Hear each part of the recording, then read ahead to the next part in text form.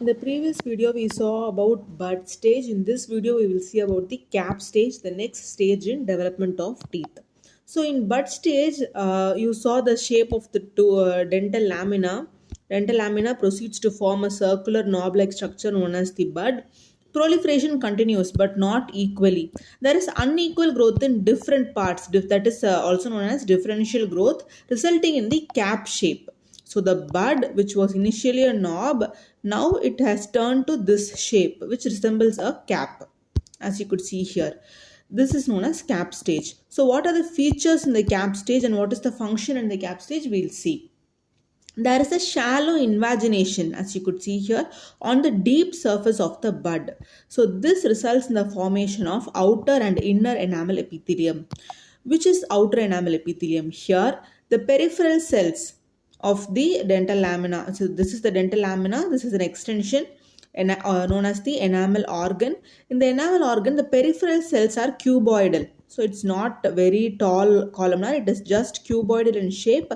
It covers the convexity. So this is the convexity of the cap. So if this is the cap, this is the convexity of the cap, and this is the concavity of the cap. So in the convexity, you have cuboidal cells. These cuboidal cells form the outer enamel epithelium, also known as outer dental epithelium.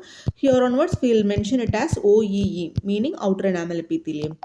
So the inner enamel epithelium is made up of tall columnar cells. As you could see here, it is the concavity of the dental enamel organ. So concavity of the cap cells are tall and columnar. It is known as inner enamel epithelium. Here onwards, we will mention it as IEE. So the outer enamel epithelium neighbor is dental sac. Inner enamel epithelium neighbor is dental papilla. Papilla forms the dentin and pulp, whereas sac or follicle forms the supporting structures including PDL, cementum and alveolar bone. So the boundary between the neighbors is just a thin, delicate basement membrane. So this basement membrane, that is attachment of the cells to basal lamina is by hemidisposomes.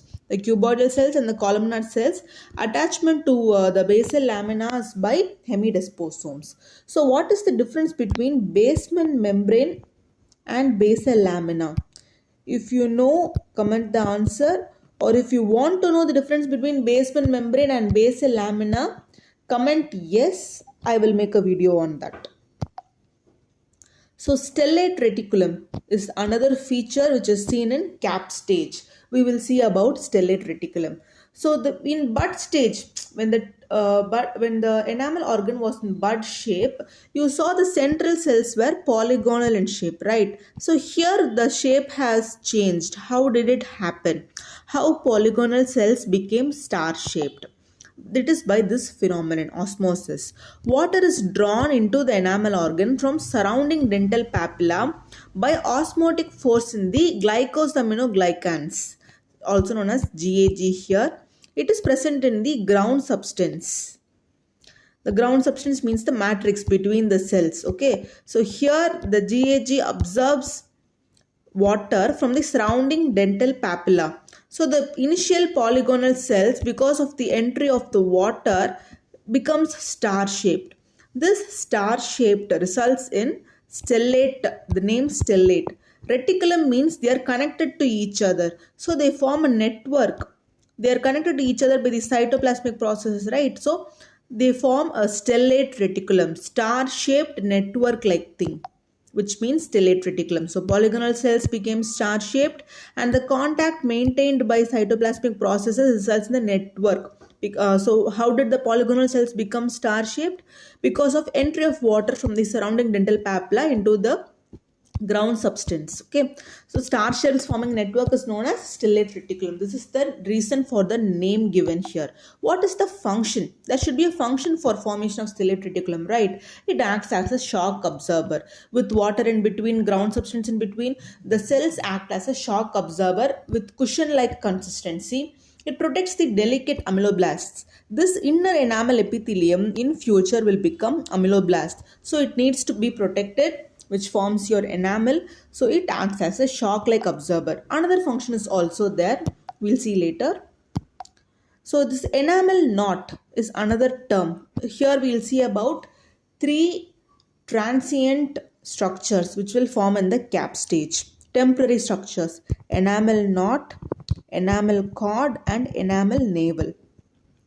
Enamel cord, you could see a bunch of cells right here, right? So imagine this is a simplified version of cap.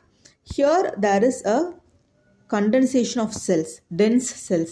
Cells in the center of enamel organ are densely packed. It projects towards the dental papilla. So this is known as enamel knot, as you could see in this histologic diagram. Enamel cord is the vertical extension. So in this cap, this enamel knot extends vertically. It forms enamel cord. Okay, as you could see here in this histologic diagram. This enamel cord, if it meets the outer enamel epithelium, enamel knot, enamel cord, if it meets the outer enamel epithelium, it is called as enamel septum, as it divides the stellate reticulum into 2 parts. It divides stellate reticulum into 2 parts. Okay. So the enamel navel, because of the depression which is formed at the outer enamel epithelium. Enamel knot, enamel cord, if it meets the outer enamel epithelium, it is known as enamel septum. Here the depression is formed which resembles your umbilicus. So the name enamel navel is given. It shows a small depression at the point of meeting of outer enamel epithelium and enamel septum. A quick revision: this part is outer enamel epithelium. This part is inner enamel epithelium, which will be your future ameloblast. You have stellate reticulum in between. Dense cells are present in center of the enamel organ, which is known as enamel knot. It actually projects towards your dental papilla. Here the vertical extension is known as enamel cord. If it meets outer enamel epithelium, it's enamel septum. And at the point of meeting of outer enamel epithelium and dental and enamel septum, you have a depression which is known as enamel navel. So what is the function of this enamel knot and cord? Okay, there should be some function if something is present. So they are reservoir of dividing cells for enamel organ. It is rapidly dividing and there is rapid mitosis, right? So it acts as a reservoir of cells, enamel cord and enamel knot. Another function is that it is also a signaling center. Many growth factors are present here which determines the shape of teeth. The height of the cusp, everything is determined by enamel knot and cord. Okay, they are the growth factors expressed by this enamel knot is responsible for the shape of the teeth. So obviously any developmental disturbance can also result from here. So they are important structures. So let us see about, we saw about enamel organ now. The next part is dental papilla, which is responsible for dentin and pulp, right? It is the source of cells which form dentin, formative organ of dentin, and within the dental papilla only we will have pulp. So it is the primordium, that is the base for pulp. It shows active budding of capillaries and mitotic figures. You could see here many capillaries are formed, right? And many mitotic figures are seen in this stage, cap stage especially. And in the peripheral cells, which is adjacent to the inner enamel epithelium. Okay, this is inner enamel epithelium. The cells, as you could see here, marked by blue here, right? They will form odontoblasts in the future. They enlarge and differentiate into odontoblasts in the upcoming stages. So adjacent to the inner enamel epithelium. Dental sac, which is the next layer. We saw about dental papilla. In dental sac, what happens? There is marginal condensation surrounding dental papilla and enamel organ. Dense fibrous layer. Later, now it is a dense fibrous layer. Later it will be primitive dental sac. So fibers are forming here.